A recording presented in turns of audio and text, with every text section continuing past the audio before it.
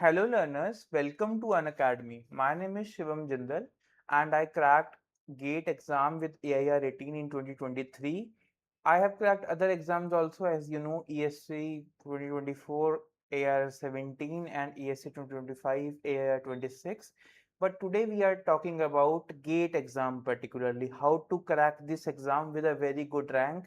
As you know that for the PSUs, we generally need under 200 rank, or even for the safer side we need around under 100 rank. So that is, in my opinion, easily achievable even if you start now. And I am not joking and I am not giving you any false hopes. आप लोग false hopes के लिए मैं यहाँ पे नहीं आया हूँ कि आप लोगों को ऐसे बोल दूंगा कि मेरा ऐसे कोर्स ज्वाइन कर लो और मैं आपको पक्का से दिला दूंगा। मैं झूठ नहीं कह रहा हूँ। अगर आप अभी भी तैयारी स्टार्ट करते हैं तो you can easily get that. हाँ, उन लोगों के लिए डेफिनेटली एडवांटेज है जो ऑलरेडी तैयारी में काफी आगे हैं, लेकिन आप भी उसको एक्सेलरेट करके कवर कर सकते हैं। इट्स इजीली अचीवेबल क्योंकि अराउंड 200 डेज बचे हैं इस एग्जाम में। 200 days are sufficient for completion the syllabus, revision as well as the test. So before getting any further delay, we should move to our slide. Okay,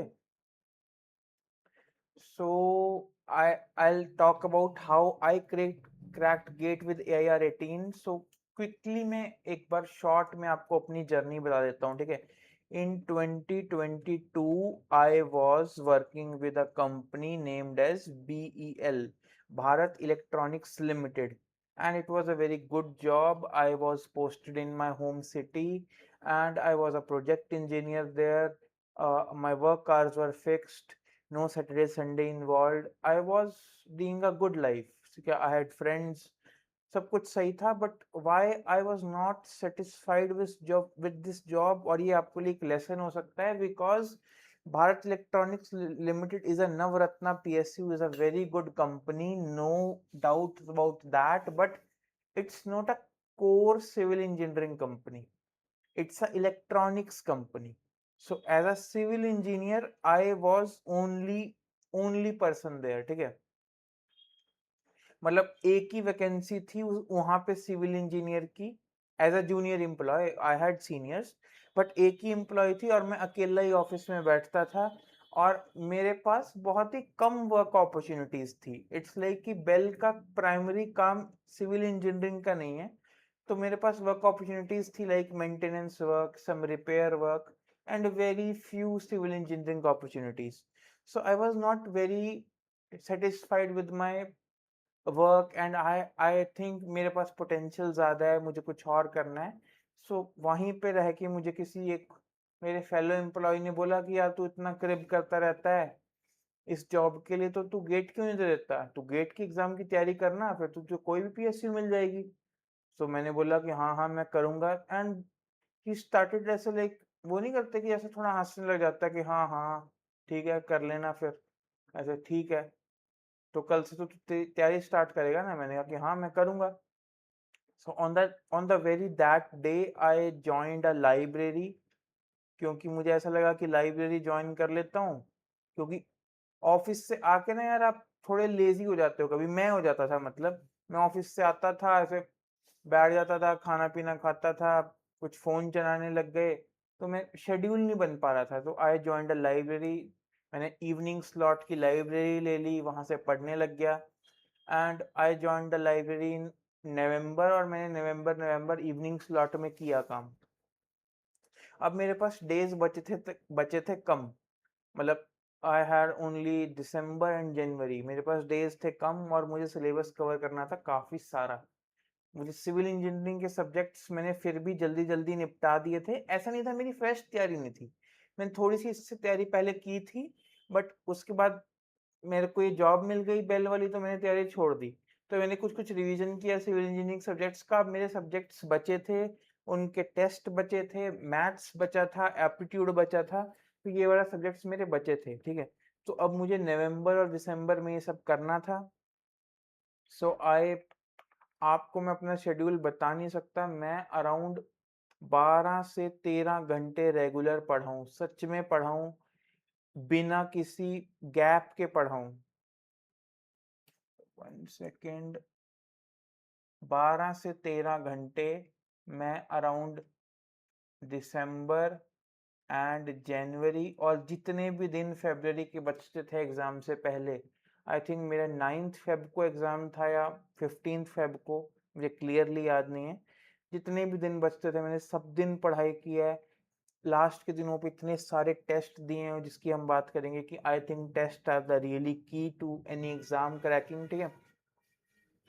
इतनी तैयारी के बाद जब मेरा ये फाइनली रैंक आया, आई वाज रियली हैप्पी और ये वर्थ इट है तैयारी करना। सो आप लोगों को अगर लग रहा है कि इतनी मेहनत करते हैं, मैंने कई लोगों का ओपिनियन सुना है कि इतनी तैयारी से कुछ मिलता भी है कुछ, इतना इससे अच्छा तो हम अपना बिजनेस ना कर लें, ये भी ना कर लें, वो ना कर। यार अगर आपने अभी तैयारी का डिसाइड किया है तो आप जी लगा के तैयारी करो, ठीक है? एक अच्छा अटेम्प्ट दो, अच्छे से तैयारी करो, उसके बाद होता है नहीं होता उसके बाद डिसाइड करना। आपने एक डिसीजन लिया है गेट एग्जाम की तैयारी करने का, उस पे स्टक रहो, ठीक है? अभी अभी हमारा माइंड ना हमारे एस्केप्स ढूंढता है कि तैयारी कर रहे हैं, इससे अच्छा तो हम कुछ और ना कर लें, इससे अच्छा तो मैं अपनी बिजनेस ना कर लूं, इससे अच्छा तो मैं प्राइवेट कंपनी में होता तो इतना पैकेज लग जाता, मैं कंप्यूटर सीख लेता, एआई कर लेता हूँ। ये सब आप एटलीस्ट अपने आप को मौका तो दो, अपने आप को एक अच्छा एग्जाम करने का चांस तो दो। आपने कुछ महीने पहले तैयारी स्टार्ट की, अब आप भटक रहे हो। So give your self a good chance, अच्छे से तैयारी करो, उसके लिए हम बैठे हैं, हम आपके अच्छे से हेल्प करेंगे। In this strategy video I tell you exact things आपको क्या करनी है, मैंने क्या की थी। तो टर्म बाय टर्म चलते हैं, ठीक है? फर्स्ट इज ऑब्जेक्टिव डिफाइन कर लो यार। ऑब्जेक्टिव मतलब आपको क्या चाहिए। जैसे अगर आपको AIR1 चाहिए, 1 सेकेंड, अगर आपको AIR1 चाहिए तो आप उसको डिफाइन कर लो कि आपको AIR1 चाहिए, ठीक है? आप उसको अच्छे से डिफाइन कर लीजिए कि आपको AIR1 चाहिए और आप उसको उसके उसके रिस्पेक्ट में पढ़िए, ठीक है? कि मतलब आपको अब जो भी डिसीजन लेना है, आपको आपको ये सोच के करना है कि यार मैं किसी भी एस्पेक्ट में पीछे नहीं हो सकता। अगर आपको फर्स्ट रैंक चाहिए तो आप ये नहीं सोच सकते कि यार कि आज रहने देता हूँ ना यार, क्या पता आप फिर आप टॉप कैसे करेंगे अगर आप लेजी नहीं हो सकते ज्यादा, ठीक है? मैं ये नहीं कह रहा रेस्ट डेज मत लीजिए, बट आप बहुत ज्यादा इसको फॉर ग्रांटेड नहीं ले सकते इस तैयारी को। दैट इज ऑब्जेक्टिव डिफाइन हो गया, हमें क्या चाहिए। उसके बाद हम मेरा एक बहुत आपको गोल्डन एडवाइस रहेगी कि आप कन्वेंशनल प्रॉब्लम से भागिए मत। इसका मतलब ये नहीं मैं बोल रहा हूँ कि आप इंजीनियरिंग सर्विसेज के मेंस के सारे सवाल लगा लो गेट के लिए, वो आपको मदद करेंगे।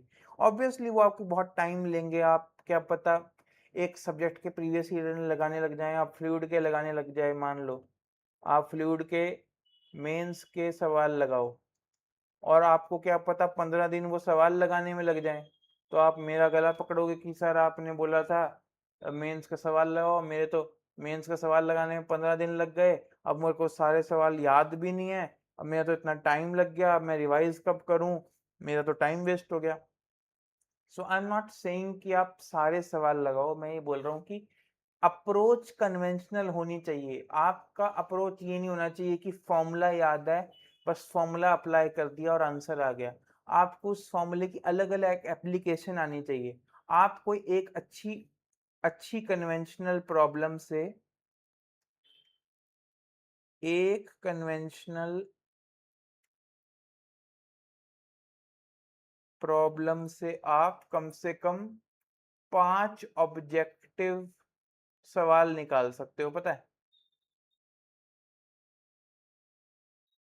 तो आपकी एक कन्वेंशनल प्रॉब्लम आपको बहुत कुछ सिखा के चली जाती है। मान लो कि आपने अच्छी अच्छी प्रॉब्लम्स का एसएफडी बीएमडी बनाया हुआ है, तो आपको छोटी प्रॉब्लम्स का एसएफडी बीएमडी कहीं भी किसी भी पॉइंट पे शियर फोर्स पूछा है, बेंडिंग मोमेंट पूछा है, आपको दिक्कत ही नहीं आएगी।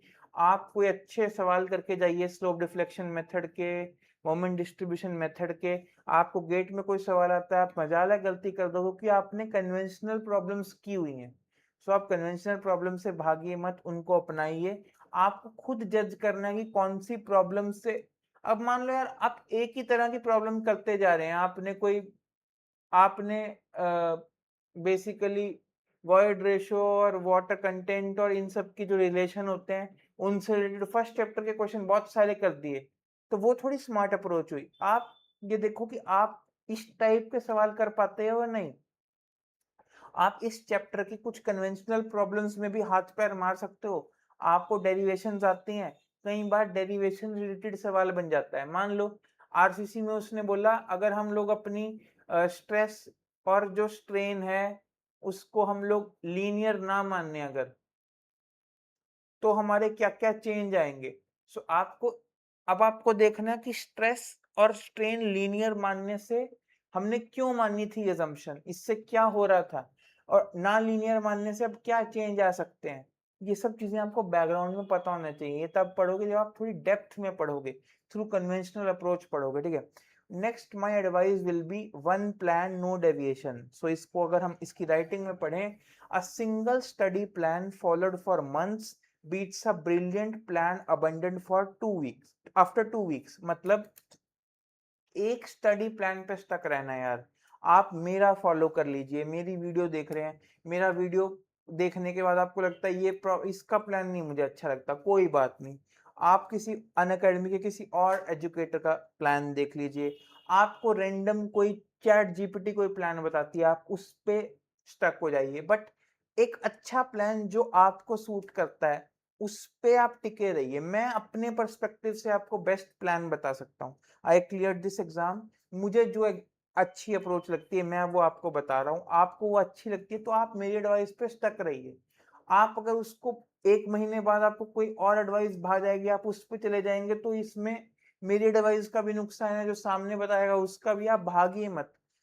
डाउट्स आते हैं मन में कि यार मेरे रिजल्ट्स नहीं आ रहे, मेरे 2 टेस्ट में रिजल्ट नंबर नहीं आए, कोई बात नहीं, आप मेहनत करते रहिए, वो आप ट्रैक पे आ जाएंगे, बस एक प्लान पे स्टक रहिए, ठीक है। आई होप मेरी बातें आपको समझ आ रही हो। अब इसके बाद कुछ और फर्दर एडवाइस ये है कि आपको सिलेबस में से कुछ नहीं छोड़ना है, ठीक है। मतलब जैसे कि एक एक्सक्यूज बहुत होता है, that is low weightage excuse. मतलब सर सर्वे की तो वेटेज ही नहीं है, सर्वे से बहुत 1-2 क्वेश्चन आया है। यार देख रहे हो कि 2025 में तो सर्वे का सिर्फ एक क्वेश्चन आया है, हाइड्रोलॉजी से 2 साल से सवाल ही नहीं आए। यार देखो ऐसा एक तो बात होता नहीं है कि किसी सब्जेक्ट से कोई सवाल ही ना आए, और मान लो नहीं भी आया तो आपको इस बात से मतलब ही नहीं लेना है कि यार ये सब्जेक्ट कम पूछा जाता है तो इसको छोड़ देता हूँ। देखो मान लो क्या ये सबको पता है कि जियो technical engineering, environmental engineering, water resources, ये सब बहुत इंपॉर्टेंट है, ट्रांसपोर्ट बहुत इंपॉर्टेंट है, सोम बहुत इंपॉर्टेंट है, आरसीसी इंपॉर्टेंट है। So these subjects carry very huge weightage. Structure आजकल बहुत पूछा जा रहा है, ठीक है। इसका मतलब ये नहीं है कि आप इजी मार्क्स को भी छोड़ सकते हो। मतलब मान लो सीपीएम पर्ट है, उसको यूजुअली लोग छोटा सब्जेक्ट समझते हैं, ठीक है। उसको आपको छोड़ के नहीं चले जाना, क्योंकि अगर आपको टॉप रैंक लेनी है तो एक एक मार्क्स, आधा आधा मार्क्स, पॉइंट मार्क्स भी मैटर करते हैं, और आप कोई टॉपिक छोड़ के नहीं जा सकते। दैट इज माई, ऐसे थप्पा देके मैं बोल रहा हूँ कि आप कोई भी टॉपिक छोड़ के नहीं जा सकते, ठीक है। नेक्स्ट इज बहुत सारे टेस्ट दो, जितने टेस्ट दे सकते हो उतने दो। एक बार टेस्ट दो, उसको एनालाइज करो, उसकी गलतियां देखो आपने क्या की हैं, एक मिस्टेक्स कॉपी लगा लो। मिस्टेक्स टेस्ट में करोगे, जनरली सवालों में करोगे, मिस्टेक्स कॉपी बनाओ एक, उसमें अपने जो टेस्ट में आप गलती करते हो, जो आप एरर्स करते हो, जो आप भूल जाते हो, उसको आप लिखो। एक काम क्या कर सकते हो, मैं क्या करता था कि एक प्लेन पेपर लिया, मान लो सोम सब्जेक्ट उठा लिया, सोम सब्जेक्ट के पहले चैप्टर को याद किया और यह देखा लाइन वाइज उसमें कितने फॉर्मूले हैं, कितने रिजल्ट्स हैं, उन सबको, अभी कुछ नहीं है, प्लेन पेपर है, A4 साइज शीट, उस पर लिखना स्टार्ट कर दिया, उसे स्क्रिबल करते रहो करते रहो। उसके बाद देखो आप कितने याद कर पाए, उसके बाद अपनी शॉर्ट नोट्स पे जाओ और देखो आपने क्या-क्या मिस कर दिया, क्या आप गलत किया आपने, क्या याद नहीं कर पाया। So this is a very quick method to revise all the formulas. उसके बाद टेस्ट कैसे देने हैं, पहले आप टॉपिक वाइज़ टेस्ट दे सकते हो, उसके बाद आप सब्जेक्ट वाइज़ टेस्ट दे सकते हो, उसके बाद आप फुल लेंथ टेस्ट दे सकते हो। प्रीवियस ईयर क्वेश्चंस पे मैं ज़्यादा फोकस इसलिए नहीं करता क्योंकि मैं इसको मस्ट मानता हूँ, कि ये तो करना ही करना है ना। इसमें आप क्या वो इसमें इस ये तो नॉन नेगोशिएबल है। ये है अपना नॉन नेगोशिएबल, ये तो करना ही है। इसमें 10 से 15 साल मैंने इसलिए लिखा है कि 10 से 15 साल तो वेरी इंपॉर्टेंट है। बाकी जितने भी 30 साल के गेट हैं, 35 साल के गेट हैं, वो तो करना ही करना है, ठीक है? टॉपिक वाइज टेस्ट में कुछ गलतियां करेंगे, उन सेम गलतियों को हमें सब्जेक्ट वाइज में नहीं दोहराना। कुछ गलतियां सब्जेक्ट वाइज में होंगी, उनको फुल लेंथ में नहीं दोहराना। कुछ गलतियां एक फुल लेंथ में होंगी, अगले में नहीं करनी, अगले वाली उससे अगले में नहीं करनी। ऐसे ऐसे देखना आप गलतियां एलिमिनेट करते चले जाएंगे और फाइनली आपके फाइनल टेस्ट में गलतियां वो नहीं होंगी। टेस्ट से ही हमारी गलतियां चूक होती हैं, ठीक है? मैं आपको पता है एक टॉपिक पढ़ाऊंगा और बोलूँगा यहाँ पे आप ना गलती कर सकते हैं, आपको समझ भी आ जाएगा। पर जब तक आप वो खुद से करेंगे नहीं, जब तक आपके दिमाग में वो बात घुसेगी नहीं थ्रू एप्लीकेशन, तब तक वो क्लियर नहीं होगा। सो आप बहुत सारे टेस्ट देना, जितने अभी से स्टार्ट हो जाओ, कोई सब्जेक्ट पढ़ो, उसका टेस्ट दो, उसके बाद उसको रिवाइज करो, दोबारा टेस्ट दो, सब्जेक्ट वाइज दो, मल्टीपल सब्जेक्ट वाइज दो। जब काफी सारे सब्जेक्ट्स हो जाए, नियर टू कंप्लीशन आ जाए, तो फुल लेंथ दे दो, ठीक है? इसके बाद एक और मेरी एडवाइस रहेगी कि इंटरनेट पे ज्यादा रोम मत करो यार।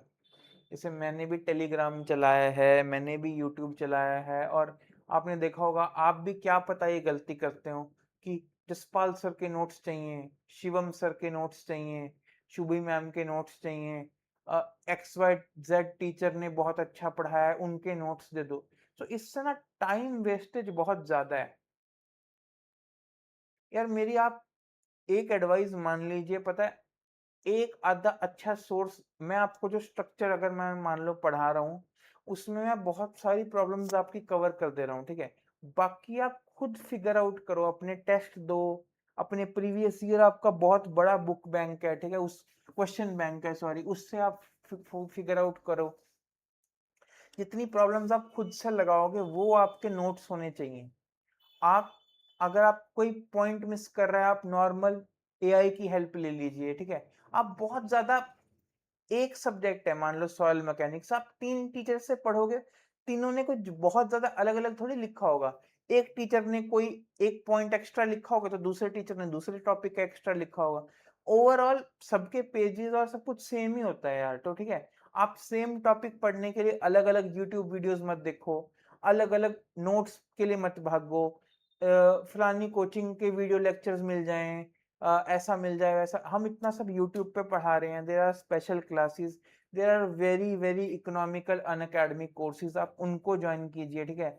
जितना भी जो भी the cost we are charging is very nominal, so आप उसको ज्वाइन कीजिए, these are totally worth it. अगर आप नहीं ज्वाइन कर सकते तो आप यूट्यूब पे पढ़िए, कोई टॉपिक आपको नहीं समझ आ रहा है उसको इंटरनेट पे सर्च कीजिए, आपको अच्छे से समझ आएगा। अच्छे नोट्स आप बनाइए, बहुत ज़्यादा रैंडम अलग अलग नोट्स से पढ़ने से आपको आ जाएगी चीज़ समझ। एक तो आप एक चीज़ करने के 2 तरीके समझ जाएँ, क्या पता किसी टीचर ने एसएफडी, बीएमडी अलग तरीके से बनवा रखा हो, किसी ने अलग तरीके से बनवा रखा हो। मैं स्ट्रक्चर एनालिसिस में आपको बोलूँगा कि स्लोप डिफ्लेक्शन मेथड ज़्यादा यूज़ करो मोमेंट डिस्ट्रीब्यूशन से, कोई टीचर अलग बोले। सो ज़्यादा डेविएट मत हो, अच्छे सोर्सेज़ से पढ़ो, सब अच्छा पढ़ाते हैं। अच्छे गुरुज़ चुनो, अच्छे नोट्स चुनो और उन पे स्टक रहो, भरोसा रखो उस पे, ठीक है? नेक्स्ट चलें तो हम लोग रिवीजन के बारे में बात कर लेते हैं, ठीक है? क्विकली बात कर लेते हैं। रिवीजन से इम्पोर्टेंट कुछ नहीं है, रिवीजन से ही रिकॉल कर पाते हैं। एग्जाम में हम बोलते हैं यार मैं भूल ही जाता हूँ, मेरे को फॉर्मूला याद ही नहीं रहा, अचानक से पता नहीं इतना कुछ किया, ये याद ही नहीं रहा, इतनी बार सवाल। क्योंकि आपने रिवीजन ठीक से नहीं की। रिवीजन कैसे करनी है? कोई टॉपिक पढ़ा, 1 घंटे की क्लास में टॉपिक पढ़ा, लिखा उसको, उसके बाद कॉपी बंद करके ऐसे सो नहीं जाना है। कॉपी टॉपिक बंद किया, आपको हार्डली 10 मिनट्स लगेंगे, आपको रिकॉल कर लेना है, अच्छा मैंने ये किया, ये किया, ये इंपॉर्टेंट था, सर ने बोला था कि यहाँ पे इंपॉर्टेंट है, उसको नोट कर लेना है। Note in the sense mentally note कर लेना है। उसके बाद अगली क्लास से पहले, थोड़ी देर पहले, आई थिंक 15-20 मिनट पहले कॉपी खोल ली, उसको एक बार गो थ्रू कर लिया, अच्छे से पढ़ लिया कोई क्वेश्चन दिया था होमवर्क में वो कर लिया, ताकि आप उस जो टॉपिक पढ़ा था उसको भी अच्छे से अप्लाई करना सीख गए हो। ठीक है, उसके बाद ये काम 3 दिन बाद कर लेना है, 3 दिन बाद आप पढ़ लेना है। आप देखना हर रिवीजन में कम टाइम लगेगा।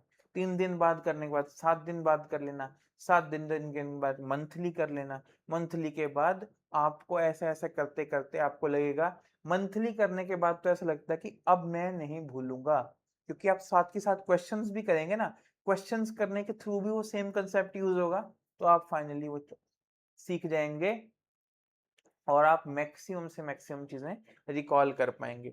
सो किसी भी एग्जाम में रिवीजन से बड़ा कुछ नहीं है, प्रैक्टिस और रिवीजन ही सब कुछ है। ठीक है, सो आप ये मैंने एक रूटीन का मैंने एक बनाया था कि आप रूटीन कैसे फॉलो कर सकते हैं। This is not very hard to fast, कि आप हार्ड एंड फास्ट नहीं कि आपको यही रूटीन फॉलो करना है। सो आप रूटीन में क्या कर सकते हैं, जैसे मैं क्या करता था कि जैसे मेरे पास टाइम था, मैं वीकडेज में पढ़ता था, सब्जेक्ट कवर करता था, शॉर्ट नोट्स बनाता था और बहुत सारे सवाल सॉल्व करता था। ठीक है, सैटरडे संडे को मैं टेस्ट देता था, और संडे को भी ये सैटरडे को भी टेस्ट देता था, संडे को भी टेस्ट देता था, और संडे को रिवीजन भी करता था। ठीक है, रिवीजन भी कर, और डेली रिवीजन भी करनी है, ये है मेरी वीकली रिवीजन। ठीक है, 7 डेज रिवीजन। ओके, सो रूटीन पे मैं ज्यादा फोकस नहीं करूंगा, रूटीन पे हम सेपरेट वीडियो भी बना सकते हैं, बट रूटीन सबका अलग होता है। कोई कोई दिन में पढ़ता है, कोई नाइट आउल होता है, कोई किसी की ऑफिस आवर्स अलग है, तो कोई ऑफिस में से लंच टाइम में पढ़ता है। सबका रूटीन अलग होता है, तो उस पर बहुत ज्यादा फोकस नहीं करना है। आप अपना रूटीन बनाओ। अगर आप आवर्स की बात करते हैं तो मेरे ख्याल से 8 to 10 आवर्स आपको देने ही चाहिए। ठीक है, 8 से 10 आवर्स तो देने ही चाहिए, इससे एक्स्ट्रा आपकी कैपेबिलिटी है। कई लोग नहीं दे पाते, कुछ लोग 12 दे देते हैं, बट 12 से ज्यादा रोज देने मुश्किल है, ऐसा मुझे लगता है। ठीक है, जब फाइनल स्टेज आए तो आप 12 से 14 भी कर सकते हैं, बस इससे ज्यादा मत करना। ठीक है, उससे ज्यादा आपकी परफॉर्मेंस बल्कि कम हो जाएगी। इसके बाद कुछ बोनस टिप्स समझ लीजिए यार। देखो, जैसे कि standard books are great source, very good source. जैसे मैंने स्टील एस के दुग्गल से पढ़ा है, और सारे एग्जाम्पल्स, सारे अनसॉल्व प्रॉब्लम्स भी सॉल्व किए थे मेंस के टाइम पे, प्री के टाइम पे, वेरी गुड सोर्स।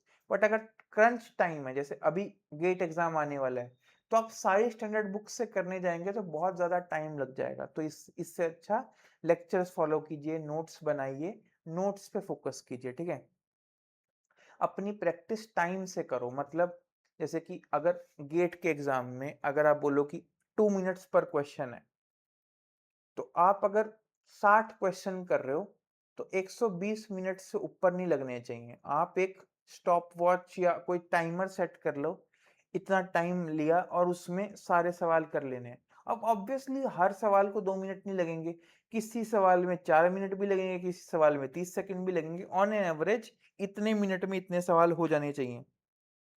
अगर इतने मिनट में इतने सवाल नहीं हो पा रहे हैं तो आप समझ तो पा रहे हैं, बट आप एग्जाम की पेस मैच नहीं कर पा रहे हैं।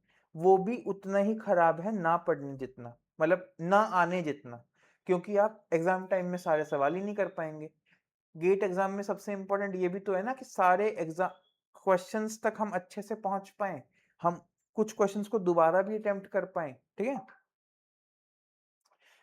अपना जो एग्जाम है, अपना जो आप बेसिकली टेस्ट देते हैं, उसको आपको क्या करना है कि आपका जो स्कोर आ रहा है, रैंक आ रहा है, आप उसको ट्रैक कीजिए।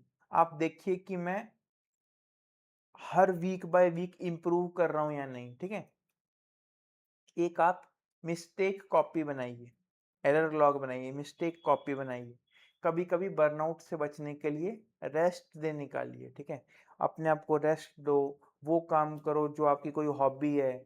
आप अगर एक्सरसाइज करते हैं तो वो कीजिए। रेस्ट डे में वॉक के लिए जाइए, कोई फैमिली डिनर लीजिए, अपने दोस्तों के साथ टाइम बिताइए। ये आपको प्रोटेक्ट पता किससे करेगा, जब आपका बहुत गंदा बर्नआउट आ जाएगा, अगर आपने 12-12 घंटे 1.5-2 महीने के लिए दे दिए और उसके बाद आप कई बार इतने ज़्यादा फ्रस्ट्रेट हो जाते हो कि आपके फिर एक हफ्ता खराब हो जाता है। आपने नोटिस किया होगा कि यार इतना मैं बर्नआउट हो गया कि एक हफ्ते से मैंने कुछ पढ़ाई नहीं की।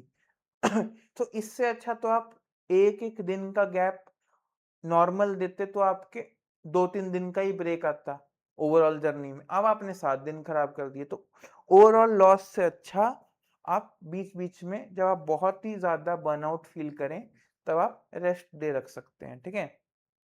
और इसमें क्या है कि यार आप एग्जाम डे सीक्वेंस को के रिस्पॉन्स में तैयारी कर सकते हैं। ये आपको बाद में करना है बेसिकली। अगर आपका 9 से 12 एग्जाम है तो आप 9 से 12 अच्छे से पढ़ाई कीजिए, ठीक है। उसमें उसमें बहुत सारी प्रॉब्लम सॉल्व कीजिए, उसी में टेस्ट दीजिए। ये मेरा रिकैप करने का पॉइंट था, बट आई थिंक मैंने अच्छे से सब चीज़ों को एक्सप्लेन किया है। तो रिकैप का ज़्यादा रिकैप आप इसको पढ़ लीजिएगा अच्छे से। This is for you only, I won't repeat all these things again and again. मैं आपको एक लास्ट में गोल्डन मंत्र दूंगा, that is consistency beats intensity.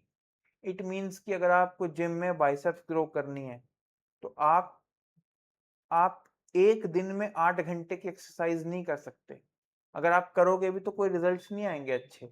Instead आप हर रोज अगर 1 घंटे की एक्सरसाइज करोगे 8 दिन तक, that will give you much more results than एक दिन में 8 घंटे, ठीक है।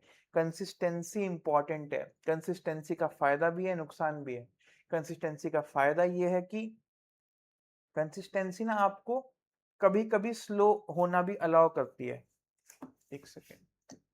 जैसे आप हमेशा 100 की स्पीड पे गाड़ी नहीं चला सकते। अगर टाइट सिचुएशन आएगी तो आप 20 तक भी आ जाओगे, लेकिन कभी कभी बहुत अच्छा हाईवे होगा तो 120 भी चलाओगे।